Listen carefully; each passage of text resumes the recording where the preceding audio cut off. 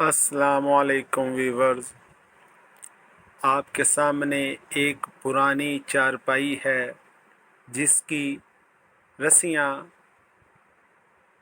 ख़राब हो चुकी हैं और अब हम इनको काट कर इसकी जगह नई चारपाई को बुनेंगे।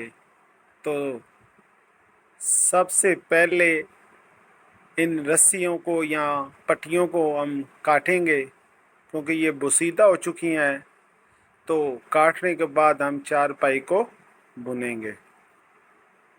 रस्सियाँ सारियाँ जुदा कर देंगे और चारपाई में दो चीज़ें होती हैं, एक होता है ताना और एक होता है बाना। तो हम सबसे पहले ताना चारपाई में लगाएंगे और उसके बाद बाना। ठीक है, तो ये ताना हमने आहिस्ता आहिस्ता से मुकम्मल कर लिया है। तो इसके बाद हमने बाना शुरू करना था। तो थोड़ा सा बाना हमने शुरू किया है, यानी रस्सियाँ डाली हैं इसके अंदर। तो ये एक हम फूल बना रहे हैं, तो उसकी सारी तरतीब हम आखिर पर बताएंगे कि कितनी रस्सियाँ निकालनी है और कितनी रस्सियाँ छोड़नी है। बड़ा आसान तरीका है, बस वीडियो को एंड तक देखें तो सारा तरीका इसमें हम समझाएंगे। तो ये देखें, ये फूल बनाया हमने। तो इसकी तरतीब ये होती है कि आप इसकी जो ताना होता है उसकी रस्सियों को गिन लें, उस हिसाब से आपने रस्सियाँ डाल लिया हैं।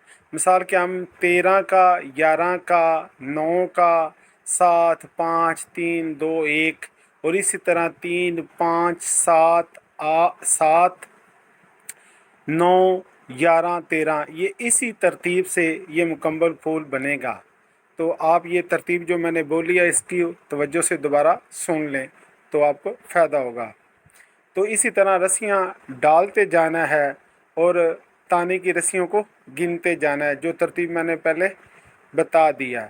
तो यहाँ पर भी मैं ऐसी ही तरतीब से रस्सियाँ डाल रहा हूँ, यानी कुछ को छोड़ रहा हूँ और कुछ को पकड़ रहा हूँ। तो इसी तरह ये चारपाई मुकम्मल हो जाएगी।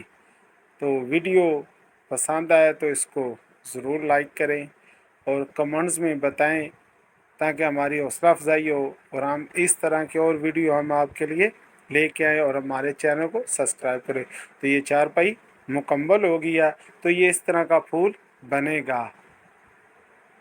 तो तरतीब वही है, आप 11 की भी रख सकते हैं, लेकिन हमने 13 की रखी थी। 13, 11, 9, 7, 5 इसी तरह। तो शुक्रिया वीडियो देखने का।